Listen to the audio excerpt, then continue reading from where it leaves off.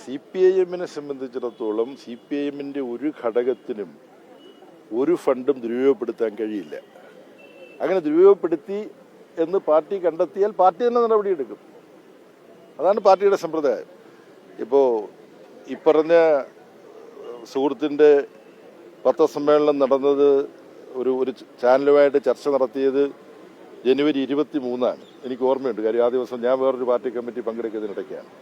ജനുവരി 16, 17, 18 തീയതികളിൽ തിരുവനന്തപുരത്ത് പാർട്ടിയുടെ കേന്ദ്ര കമ്മിറ്റി യോഗം നടന്നു. കേന്ദ്ര കമ്മിറ്റി അംഗമായിട്ടുള്ള സുജാത ഇവിടെ നിൽപ്പുണ്ട്. ആ കേന്ദ്ര കമ്മിറ്റി ചർച്ച ചെയ്ത ഒരു രേഖ കണക്കുകൾ എങ്ങനെ സൂക്ഷ്മമായി കൃത്യമായി സൂക്ഷിച്ച് ഗവൺമെന്റിനടക്കം കൊടുക്കേണ്ടതുണ്ട്, ഇൻകം ടാക്സ് ഡിപ്പാർട്ട്മെന്റിന് കൊടുക്കേണ്ടതുണ്ട്. അപ്പം അത് പാർട്ടി എപ്പോഴും ചർച്ച ചെയ്യുന്നതാണ്.